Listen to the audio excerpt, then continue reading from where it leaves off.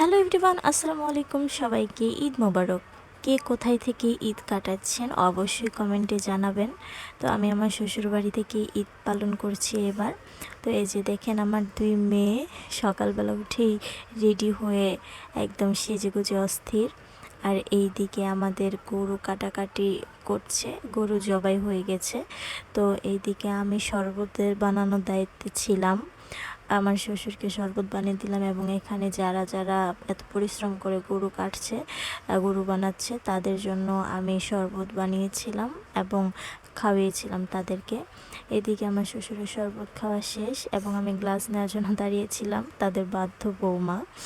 তো এই যে আমাদের গরুর মাংস কাটাকাটি শুরু হয়ে গেছে, এখানে সবাই মিলে গরুর মাংস কাটাকাটি করছে।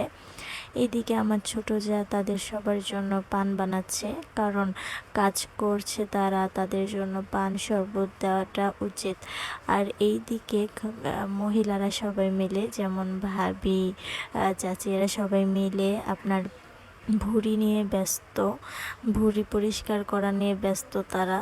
তো আমরা এবার চেয়েছিলাম ভুঁড়ি পরিষ্কার করব, কিন্তু আমাদের ছোট ছোট দুটো ব্যাটারি থাকার কারণে আমরা ভুঁড়ি পরিষ্কার করতে পারিনি।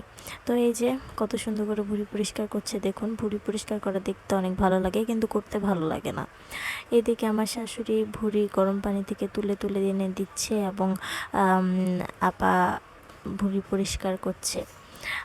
আসলে ভুঁড়ি কার কার পছন্দ অবশ্যই কমেন্টে জানাবেন। আমার তো ভুঁড়ি অনেক পছন্দ, কিন্তু ভুঁড়ি খাইতে ভালো লাগে, কিন্তু কাজ করতে ভালো লাগে না। এইদিকে দেখেন আমি কত কাজ করে ঘেমে গিয়েছি, এটাই আপনাদেরকে দেখালাম। আর এদিকে আমার মেয়েকে দেখে সবাই মাশাল্লাহ বলবেন। এখানে গরু কাটাকাটি হচ্ছে, আর এদিকে দুই ভাই মিলে কি কথা গল্প শুরু করেছে, আপনারা দেখতেই পাচ্ছেন। আসলে এদের দুই ভাইয়ের মধ্যে অনেক মিল। এখানে যাদের দেখছেন গরুর মাংস কাটাকাটি করছে, এরা সবাই আমাদের নিকট আত্মীয়। কেউ চাচা, কেউ জেঠু, কেউ ভাসুর, কেউ ভাতিজা, এমন। কারণ আমরা নিজের মানুষেরা এই কাজ করতে ভালোবাসি, বাহির থেকে কাউকে নেই না। এখানে দেখছেন এই মাংসগুলো হচ্ছে মসজিদে দেওয়ার জন্য। মসজিদের মাংসগুলো এখানে আলাদা করে রেখে দেওয়া হয়েছে, এবং আমি ভিতরে গিয়ে আপনাদেরকে দেখাচ্ছি। এই সমস্ত কিছু হচ্ছে গাওয়ালির মাংস, আর এগুলো নিজেদের জন্য। এখন সব মাংস আপনার বন্টন করা হচ্ছে, প্যাকেজিং করা হচ্ছে। অনেকগুলো প্যাকেজ হয়েছিল, তো এখানে মাংস প্যাকেজিং করা হচ্ছে। এগুলো সবাইকে পৌঁছে দিবে আমার দেবর।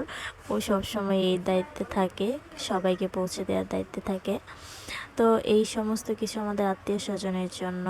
ভিডিওটি আপনাদের কেমন লাগলো অবশ্যই কমেন্টে জানাবেন। ধন্যবাদ।